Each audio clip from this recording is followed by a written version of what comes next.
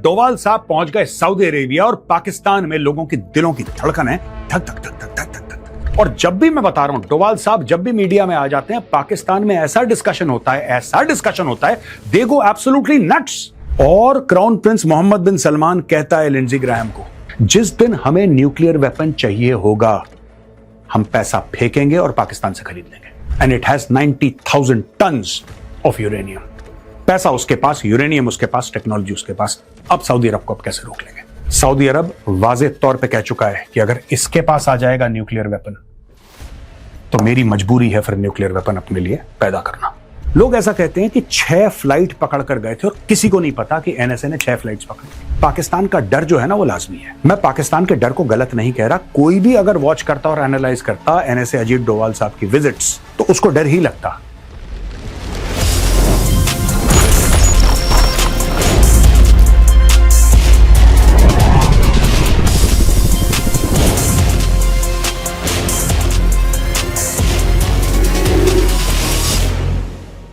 जय हिंद दोस्तों, मैं हूं मेजर गौरव आर्य और आप देख रहे हैं द चाणक्य डायलॉग्स।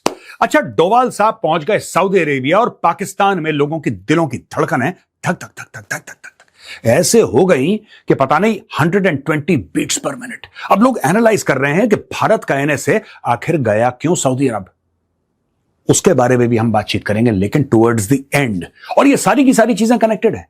अब आप ये देखिए साहब, 30 year US Saudi nuclear deal, यानी कि प्रेसिडेंट ट्रंप ने थम्स अप दे दिया है और प्रेसिडेंट ट्रंप ने यह बोला है कि Saudi Arabia can have nuclear technology, we have no objection, जाओ करो, हम मदद भी कर देंगे।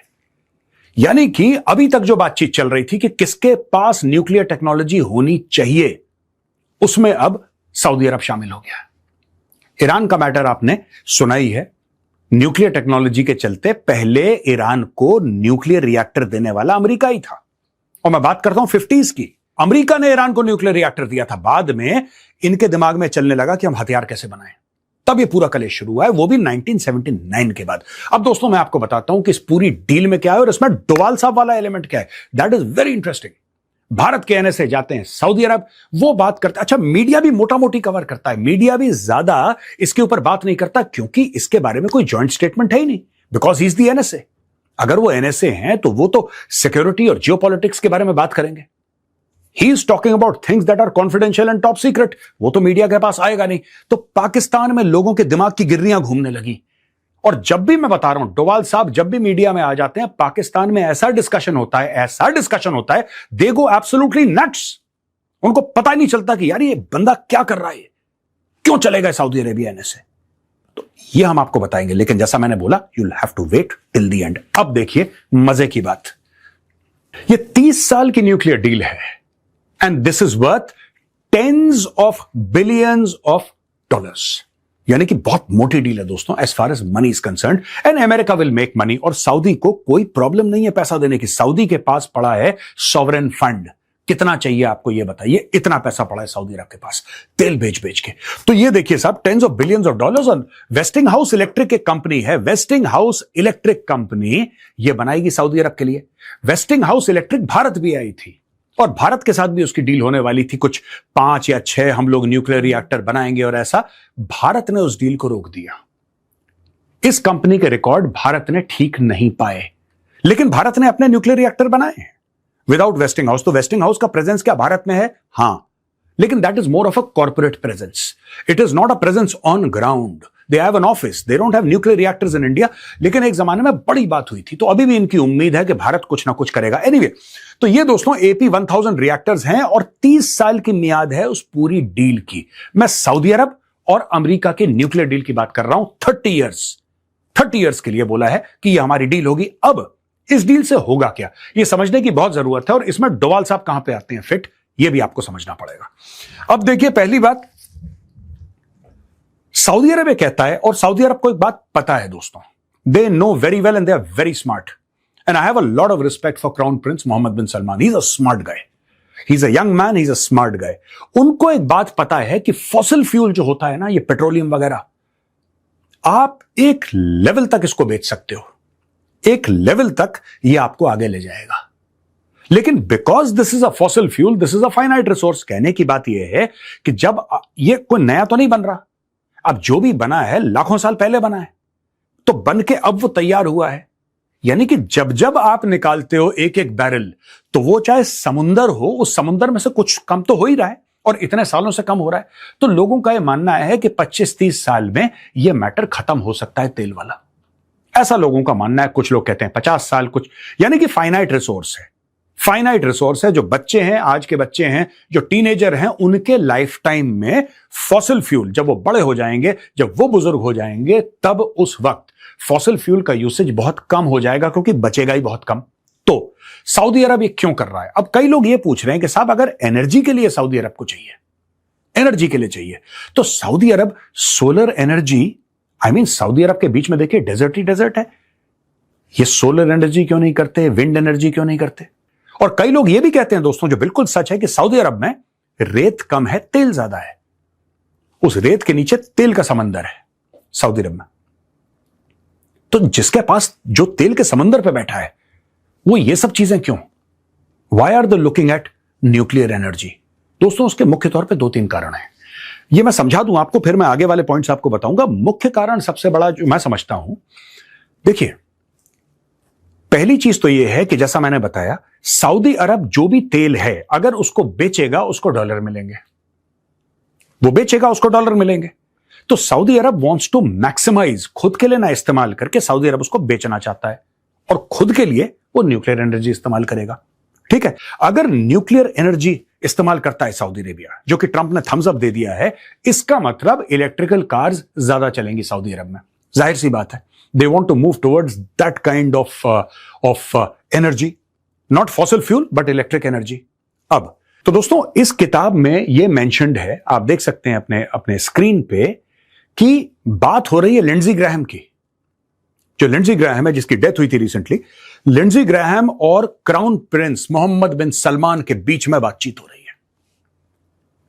और crown Prince Mohammed bin Salman कहता है लिंडजी ग्राहम को कि भाई ऐसा है, हमारे लिए यूरेनियम ये सब तो ठीक है, अच्छी बात है, इससे कोई फर्क नहीं पड़ता हमें ज्यादा। जिस दिन हमें न्यूक्लियर वेपन चाहिए होगा, हम पैसा फेंकेंगे और पाकिस्तान से खरीद लेंगे। इस किताब में मेंशन है, और मैं आपको दिखा रहा हूं, सामने देखिए। यानी कि सऊदी अरब इतना कॉन्फिडेंट है कि जब चाहे पाकिस्तान से खरीद सकता है, जब मर्जी उसकी पाकिस्तान से खरीद लेगा वो। They are saying we'll give money, we'll buy. ये वर्ड यूज कर रहा है, बाय। इस किताब में जो वर्ड यूज करा है उसने, we'll buy it from Pakistan, हम परचेज कर लेंगे यार। अब देखिए साहब, इसमें है क्या चक्कर? ईरान के पास वो टेक्नोलॉजी है जिससे ईरान न्यूक्लियर वेपन्स बना सकता है, और बनाने की कोशिश भी कर रहा है। आज की तारीख में लोगों का यह कहना है कि उसके पास एनरिच यूरेनियम तो है, विच इज प्लस 60%। वो 450 किलो की जो हम लोग बात करते हैं, जो गायब है कहीं पे, किसी को मिल नहीं रहा, ईरान ने छुपा के दबा के रखा हुआ है। लेकिन fact of the matter is, अगर ईरान को आप छोड़ देते हैं कुछ वक्त के लिए, तो ईरान अपने लिए न्यूक्लियर वेपन बना लेगा, यह बात तय है। और सऊदी अरब ने यह भी बोला है कि अगर ईरान के पास न्यूक्लियर वेपन आया, तो फिर हम भी न्यूक्लियर वेपन लेकर आएंगे। देन वी ऑल्सो नीड, यानी कि इन दोनों की लड़ाई है। तभी तो ऐसी बातें कर रहे हैं कि भाई तेरे पास न्यूक्लियर वेपन है, मैं भी लेकर आऊंगा। क्लियर है दोस्तों? अब यहां पे डोनाल्ड ट्रंप कहता है सऊदी अरब को कि डन है, 30 साल के लिए हम आपको न्यूक्लियर अलाउ करते हैं, आप उससे एनर्जी बनाओ। अब ये डुअल यूज वाला मामला होता है, ठीक है ना? सारा मामला डुअल यूज है दोस्तों। जब शुरू में एनर्जी के लिए न्यूक्लियर टेक्नोलॉजी ईरान को दी थी, जब ये इस्लामिक रेवोल्यूशन नहीं हुई थी 1979 वाली, तो उनको भी तो ऐसी दी थी। अब अमेरिका ने सऊदी अरब को बोल दिया कि तुम ले लो। तो ये पॉइंट है कि 90,000 टन यूरेनियम सऊदी अरब के पास है। 90,000 टन यूरेनियम, यानी कि सऊदी अरब को यूरेनियम के लिए किसी के पास जाने की आवश्यकता नहीं है, पहली चीज। दूसरी चीज, सऊदी अरब के पास पैसे की कमी नहीं है, राइट। तीसरी चीज, टेक्नोलॉजी अमेरिका उनको दे देगा। ये वेस्टिंग हाउस इलेक्ट्रिक है, ये तो टेक्नोलॉजी लेकर आएगा ना। यानी कि सऊदी अरेबिया चेक काटेगा, यूरेनियम उसके पास ऑलरेडी पड़ा हुआ है, ये चीजें यहां पे बिल्ड होंगी, और धड़ाधड़ सऊदी अरब बोलेगा अच्छा कितना। तो कहते हैं कि 4-5-6 अरब डॉलर एक न्यूक्लियर रिएक्टर में लग जाता है। कई लोग बताते हैं उसका बड़ा उसका एक इंफ्रास्ट्रक्चर बनाना पड़ता है, तो इतना। मैं कह रहा हूं 10 अरब डॉलर लग जाए, सऊदी अरब के लिए क्या प्रॉब्लम है? वो कहेगा 25 दो यार, मुझे 250 अरब डॉलर चाहिए, लो 25 बनाओ दनादन, और कोई दिक्कत नहीं यूरेनियम की, किसी चीज की, पैसे की कोई प्रॉब्लम नहीं, किसी चीज की कोई प्रॉब्लम नहीं। दोस्तों, जब जो बाइडेन के समय यह बातचीत हुई थी, तो जो बाइडेन ने बोला था नहीं, हम आपको न्यूक्लियर टेक्नोलॉजी, यानी कि सऊदी अरब को न्यूक्लियर टेक्नोलॉजी तब देंगे जब सऊदी अरब और इजराइल के बीच में जो रिलेशनशिप है वो नॉर्मलाइज हो जाएगा। अभी नॉर्मल नहीं है, आप उनको रिकॉग्नाइज करें, वो आपको रिकॉग्नाइज करें, हम सब भाई भाई हैं। जब सब शांत हो जाएगा तब हम आपको न्यूक्लियर टेक्नोलॉजी के लिए परमिशन दे देंगे, राइट? ये जो बाइडेन, डोनाल्ड ट्रंप ने ये बोला कि नहीं, ये सब बकवास है। मैं चाहता हूं कि इनका सऊदी अरब का यानी कि इजराइल के साथ नॉर्मलाइज हो ना हो वो बात की बात है, इर्रिस्पेक्टिव होने दो। तो उसने अप्रूव कर दिया, यानी कि वो इजराइल वाला फैक्टर उसने बीच में से हटा दिया। और दोस्तों आखिरी पॉइंट, इसकी वजह से जो यूएस सऊदी पार्टनरशिप है उसमें न्यूक्लियर का एंगल आ गया। अभी तक तेल का एंगल था, अभी तक वेपन्स का एंगल था, अभी तक सिक्योरिटी का एंगल था, अभी तक काउंटर टेररिज्म का एंगल था, जियोपॉलिटिक्स का एंगल था, अब न्यूक्लियर का एंगल आ गया बीच में। यानी कि Saudi Arabia is going to get American nuclear technology and it has 90,000 tons of uranium. पैसा उसके पास, यूरेनियम उसके पास, टेक्नोलॉजी उसके पास। अब सऊदी अरब को अब कैसे रोक लेंगे?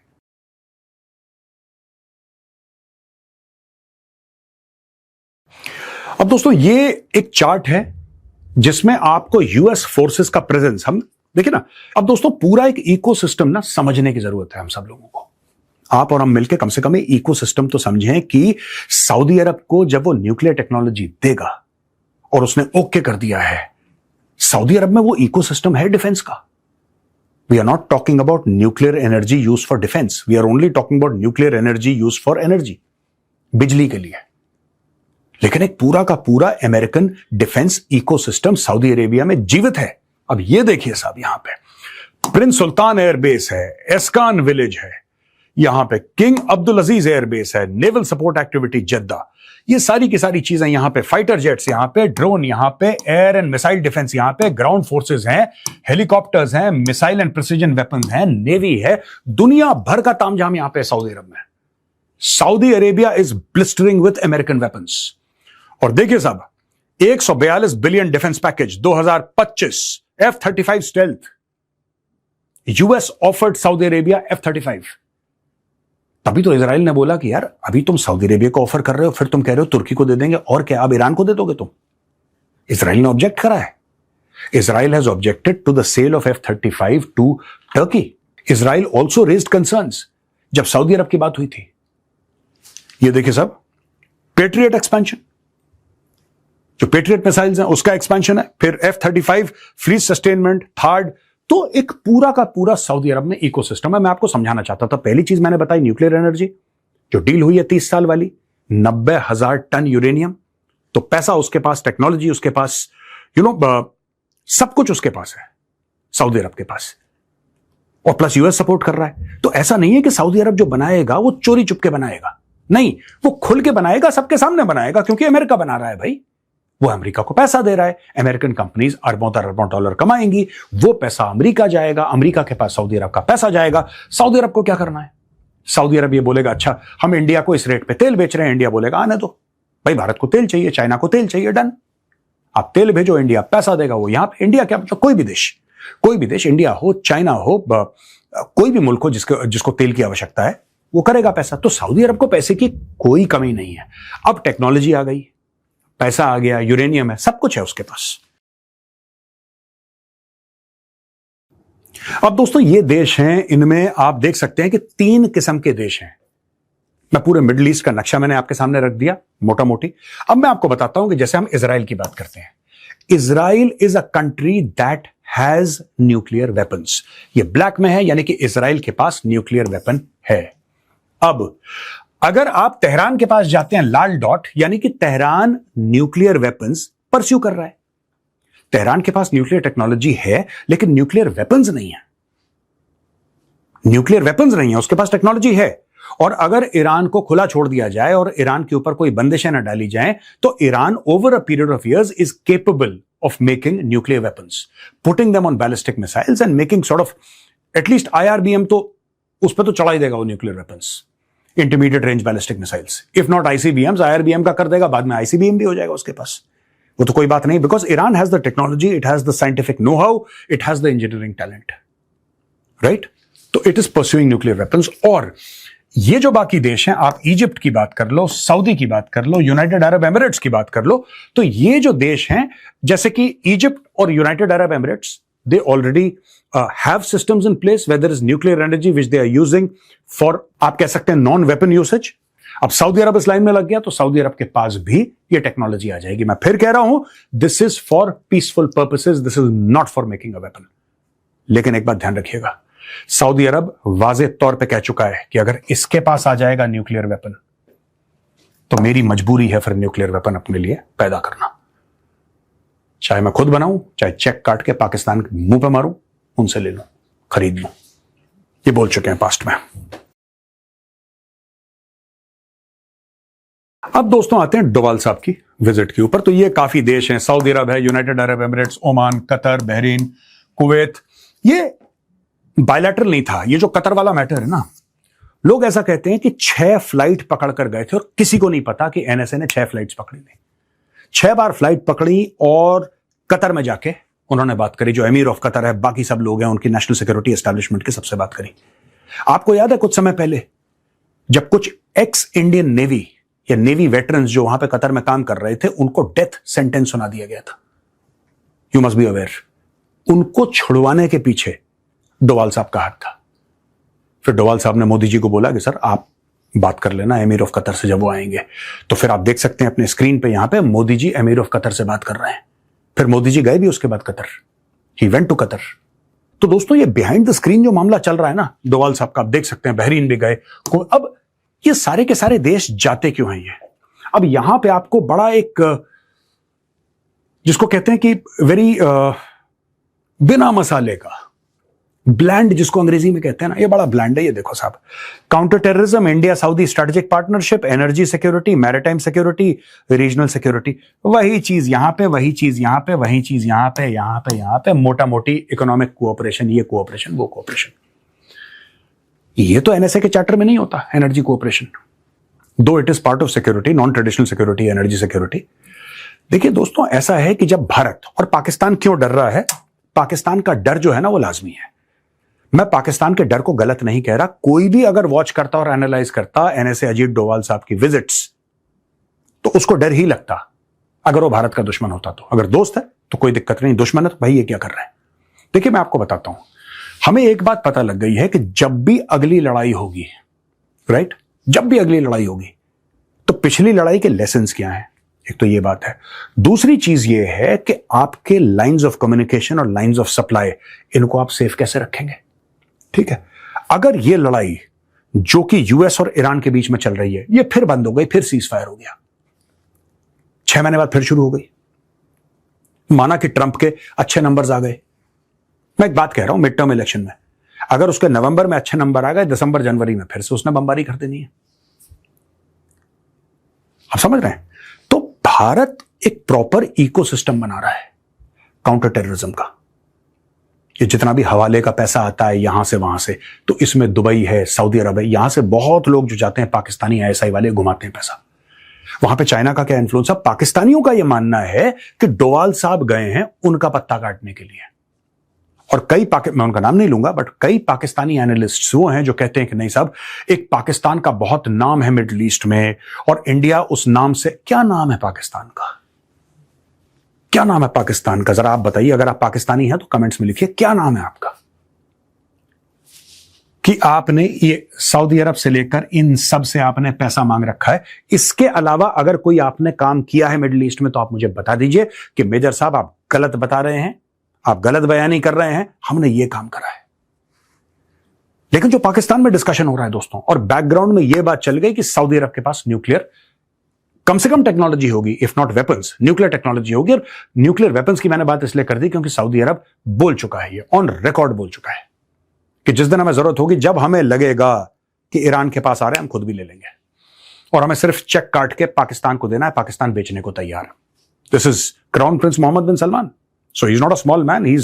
He's almost the head of state. All practical purposes, he is the head of state for practical purposes. वो किंग नहीं है, लेकिन he takes all the decisions. Policy decisions नहीं के होते हैं। तो दोस्तों ये चीज है, जब से डोवाल साहब गए हैं पाकिस्तान में बहुत हलचल हो गई है कि क्यों गए हैं, क्या करने गए हैं। बेसिकली दोस्तों ये है कि Saudi Arabia is a very important partner for India. बहुत इंपॉर्टेंस देता है भारत सऊदी अरब को, ये पहली चीज है। दूसरी चीज ये है कि अमेरिका चाहता है कि चाइना के चुंगल से ही निकले बाहर। आपको पता है ना कि बीच में चाइना ने बोला था कि हम ईरान और सऊदी अरब की दोस्ती कराएंगे, कुछ साल पहले की बात है, और उन्होंने कोई डील शील भी करवाई थी। वो तो भट्टे में चली गई डील, वो चैप्टर खत्म हो गया। लेकिन अमेरिका को ऐसी कोई गलतफहमी नहीं है कि कोई डील होगी इस मामले में, कम से कम। तो अमेरिका क्या कर रहा है कि अमेरिका ने एक और ताकत मिडिल ईस्ट में खड़ी कर दी। एक ऐसी ताकत जिसके पास तेल है, जिसके पास पैसा है, जहां पे पूरी मुस्लिम दुनिया देखती है, पूरी मुस्लिम दुनिया, क्योंकि वहां पे मक्का मदीना है, ठीक है। वहां पे एक स्ट्रॉन्ग हेड ऑफ स्टेट है, स्टेबल पॉलिसीज हैं, और अब उनके पास न्यूक्लियर टेक्नोलॉजी भी आने वाली है। तो अब आप एक बात बताइए, जितने भी मुस्लिम देश हैं पूरे मिडिल ईस्ट में, मैं इजराइल की बात नहीं कर रहा, Israel is not a Muslim country, जितने भी मुस्लिम देश हैं उन सब का बेताज बादशाह कौन बनेगा? सोच के बताइएगा और कमेंट्स में लिखिएगा। आज का वीडियो देखने के लिए बहुत बहुत धन्यवाद दोस्तों। पसंद आए तो उस वीडियो को लाइक कीजिए, हमारे चैनल को सब्सक्राइब कीजिए, बेल आइकन दबाना बिल्कुल मत भूलिएगा। जय हिंद, वंदे मातरम, भारत माता की जय।